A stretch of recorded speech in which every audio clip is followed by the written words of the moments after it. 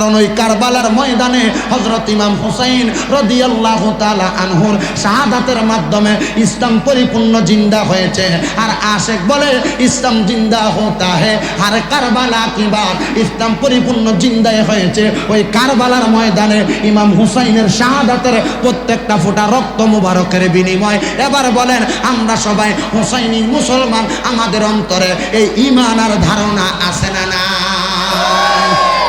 হে হুসাইন নবীজির আওলাদ সালাম জানাই মোরা তোমায়, সালাম জানাই মোরা তোমায়। হে হুসাইন নবীজির আওলাদ সালাম জানাই মোরা তোমায়, সালাম জানাই মোরা তোমায়।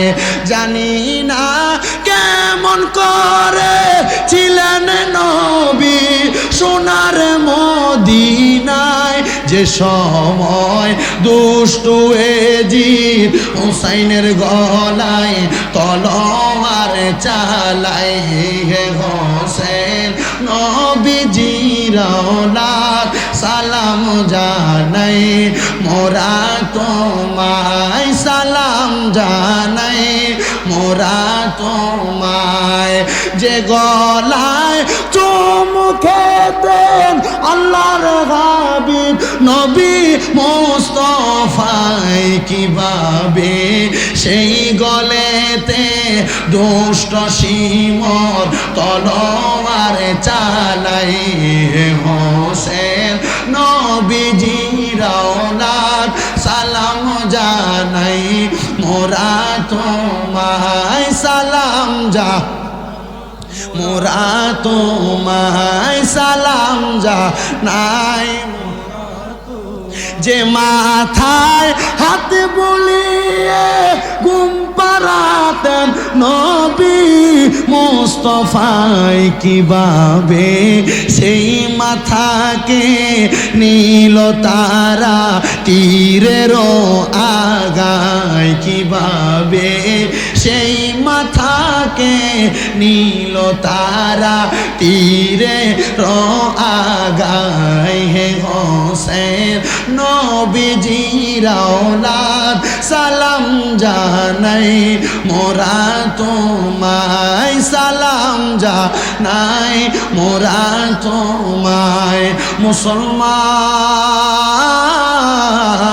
ও নবীর উম্মতের দলেরা, হযরত ইমাম হুসাইন রাদিয়াল্লাহু তাআলা আনহু কারবালার ময়দানের মধ্যে যখন শাহাদাত করলেন, ওই শাহাদাতের পরবর্তী জায়গার মধ্যে একটা কালো রঙের কাক আইসা ইমাম হুসাইন রাদিয়াল্লাহু তাআলা আনহুর কল্লা মুবারক শের মুবারক একদিকে পড়ে আছে, আর ইমাম হুসাইন রাদিয়াল্লাহু তাআলা আনহুর দেহ মুবারক একদিকে পড়ে আছে। হুসাইন রাদিয়াল্লাহু তাআলা আনহুর রক্ত মুবারকের মধ্যে ওই কাকটার ঠোঁটগুলাকে ঘষা দিয়া ওই কাকটা উঠতে উঠতে ওই কুফা নগরীর এলাকার মধ্যে যেখানে ইমাম হুসাইনের কলিজার টুকরা স্ত্রী হযরতে সাহারা বানু এবং হযরতে সকিনা বসবাস করতেছে, ওই জায়গায় যাইয়া কাকটা এমন ভাবে কা কা কইরা ডাকাডাকি করছে। হযরত সকিনা বলে আমার বুঝতে আর দেরি হয় না, আমি কাকের কা কা ডাক শুই না ওই তাবুর মধ্য থেকে যখন বাগির হইলাম রে, বাগির হওয়ার সাথে সাথে ওই কাকটা নিচের দিকে চলে আসছে। ওই কাকটা নিচের দিকে আইসা আমার সামনে তার রক্তটা লাগাইয়া দিছে। আমি রক্তটা দেখা আমার কলিজাটা কেমন জানি আনসান আনসান করছে রে। আমি এই রক্তগুলা দেখা আমি তাড়াতাড়ি দৌড়াইয়া আল্লাহর হাবিবের দেওয়া কিছু মাটি যেগুলা কারবালার মাটি ছিল ওই মাটিগুলার তাকায়া দেখতেছি ওই মাটিগুলার কালারটা লাল হয়ে গেছে। কারণ আমার নবী বলেছে যেই দিন এই মাটির রংটা লাল হয়ে যাবে গো, ওই দিন নাকি ইমাম হুসাইনকে কারবালার ময়দানে শাহাদাত করা হবে। আমি হুসাইনে পাকের শাহজাদির কাছে গেলাম এবং হযরত সকিনা সহ আমি তাদেরকে নিয়ে একসাথে রওনা করলাম। কারবালার ময়দানে যায়া দেখি রে যে হুসাইন রাদিয়াল্লাহু তাআলা আনহু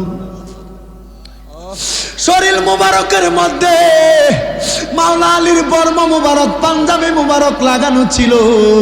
যেই হুসাইন মুবারকের এই হাতের মধ্যে মাওলা আলীর তরবারি ছিল, যেই হুসাইন রাদিয়াল্লাহু তাআলা আনহুর বুক মুবারকের মধ্যে হযরতে আমিরে হামজার তলোয়ারের ঢালটা ছিল, ওই হুসাইন রাদিয়াল্লাহু তাআলা আনহুর দেহ মুবারক একদিকে পড়ে আছে, কল্লা মুবারক একদিকে পড়ে আছে।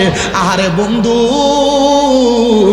ওই হুসাইনে পাক রাদিয়াল্লাহু তাআলা আনহু কারবালার ময়দানে এমন অবস্থা তারা দেইখা এবার ইয়াজিদের দলেরা হুসাইনে পাকের বংশধরদেরকে পর্যন্ত অ্যাটাক করলেন। শামে কারবালা সহ কারবালার মধ্যে হুসাইনে পাকের শাহাদাতের পরবর্তী ঘটনা পড়তে যায় পাইলাম।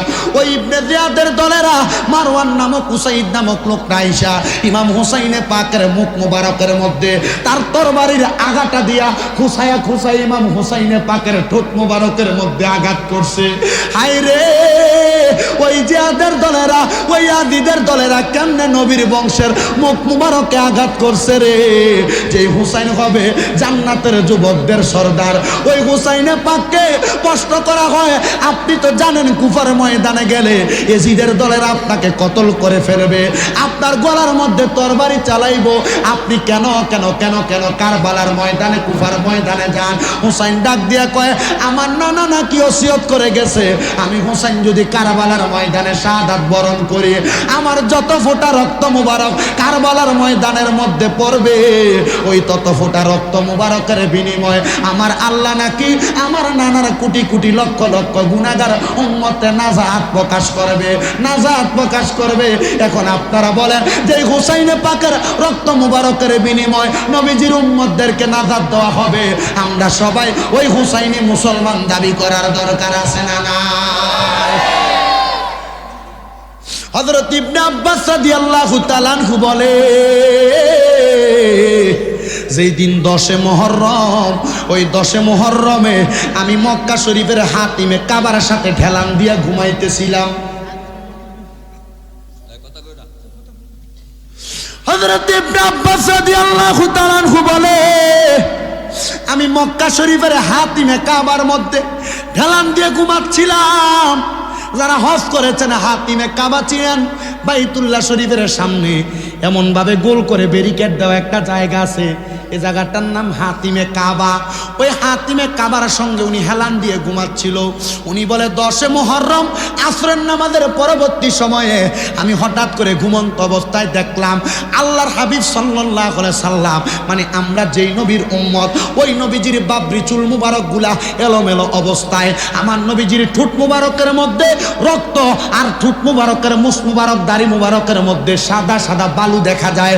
আমি জিজ্ঞাসা করলাম, ইয়া রাসূলুল্লাহ, ও মায়ার নবী, আপনার চুল মুবারক কেন এলোমেলো দেখা যায়, আপনার ঠোঁট মুবারকে রক্ত আর বালি কেন দেখা যায়?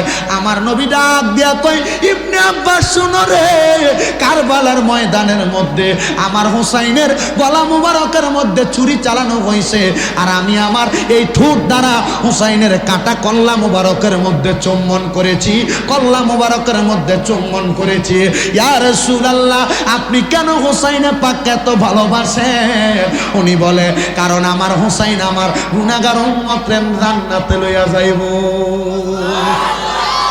এই দরিবাসানিয়ার যুবক ভাইরা, আপনারা যারা কষ্ট করেছেন মাহফিলের জন্য, এই এলাকার যুবক ভাইরা যারা আহলে সুন্নাত ওয়াল জামাতের আকীদা ধারণ করেছেন, হুসাইনে পাকের ভালোবাসায় মহান আহলে বায়াতের মাহফিল করেন, আপনারা মনে রাখবেন আপনাদেরকে জান্নাতে নিবেন হযরত ইমাম হুসাইন রাদিয়াল্লাহু তাআলা আনহু, কারণ তিনি জান্নাতের যুবকদের সর্দার। কথা বলেন ঠিক কিনা? আমার নবী এই পাক পাঞ্জাতনের ভালোবাসার ব্যাপারে বলতেছেন, যাদের তাদেরকে যারা ভালোবাসবে তারা যেন আমি নবীকে ভালোবাসলো। আমার নবী বলে, এই পাক পাঞ্জাতনকে যারা ভালোবাসবে, এদের ভালোবাসার কারণে আল্লাহ তাআলা তাদেরকে বেহিসাব জান্নাত নসিব করবে। হে আমার দরিবাসানি এলাকার বাবাজিরা, পাক পাঞ্জাতনের ওয়াজটা কেন আমি আপনাদেরকে শোনাইতেছি, যেহেতু পাক পাঞ্জাতন নাজাতের তরি, আহলে বায়াত নাজাতের তরি, এদের ভালোবাসার কারণে নাজাত পাওয়া পাওয়া যায়, জান্নাত পাওয়া যায়। আপনি আমি যদি এদেরকে ভালোবাসি, মোহাব্বত করে, আমার আল্লাহ তাআলা আমাদেরকে নাজাত দিবেন, কথাটা ঠিক নিশ্চিত নিশ্চিত। কিন্তু এই পাক পাঞ্জাতনের ভালোবাসার বহির প্রকাশ তো আপনার মাঝে পাওয়া যায় না। বলো হুজুর কেন? আমরা তো এদেরকে সালাম দেই মিলাদ কিয়ামের মধ্যে, ইয়া পাক পাঞ্জাতন লাখু সালাম, ইয়া হাসান ইয়া হুসাইন লাখু সালাম, ও গোমা ফাতেমা লাখু সালাম, ও মাওলা আলী মুশকিল কুশা লাখু সালাম, এমন ভাবে আমরা সালাম দেই। আরে বাবা সালাম দাও, কথা সত্য। আরে পবিত্র মুহররম মাসে পাক পাঞ্জাতনের মোহাব্বত শুধু মোহাব্বত নয়, সারা 12 মাস এদের ভালোবাসা মোহাব্বতের নাম হলো মোহাব্বত। বলে হুজুর কেন? এই পাক পাঞ্জাতনের সদস্য ইমাম হুসাইন রাদিয়াল্লাহু তাআলা আনহু কারবালার ময়দানে ওই ইবনে জিয়াদের তরবারির তলে পইরাও 2 রাকাত নামাজ আদায় করার কারণে আমরা মুসলমানরা এই পর্যন্ত হুসাইনি নামাজ আদায় করতে পারতেছি। যিনি আমাদেরকে ইসলামটাকে পরিপূর্ণ জীবন ব্যবস্থা, ইসলামটাকে পরিপূর্ণ জিন্দা করে দিয়ে গেছেন, ওই হুসাইনে পাকের মোহাব্বত আমাদের অন্তরের মধ্যে রাখতে হবে। আমার বাবাজিরা, বন্ধুরা, ওই হুসাইনে পাক রাদিয়াল্লাহু তাআলা আনহুর শাহাদাতের পরে ইবনে আব্বাস বলে, আমি শুধু এই স্বপ্ন দেখি নাই, আমি স্বপ্ন দেখেছি আমার নবীজিকে একটা পাত্র নিয়া, পেয়ালা নিয়া, আমার নবী কারবালার ময়দানের মধ্যে, আমার নবীজি কারবালার ময়দানে পড়ে থাকা রক্তগুলা কোনি কুশ করে করে ওই পেয়ালার মধ্যে নিতেছে। মুসলমান নবীর উম্মতের দলেরা, ও নবীর আশিকের দলেরা, আমার নবীজিকে প্রশ্ন করা হয়, ইয়া রাসূলুল্লাহ, ও গো মায়ার নবী, ও গো দয়ার নবী, রাহমাতুল লিল আলামিন নবীজি, একটু তাকবীর দেন। নারে তাকবীর, নারে রিসালাত, নারে গাউসিয়া। হযরত মাওলানা শেখ সৈয়দ মখদুম শাহ মাদানী হুজুরের আগমন, ইমামে রব্বানী দরবার শরীফ, শাহপুর দরবার শরীফ, বাগদাদি মুর্শিদি কেবলা, কাউকাব মুর্শিদি কেবলা, শেখ সৈয়দ মখদুম শাহ মাদানী হুজুরের আগমন।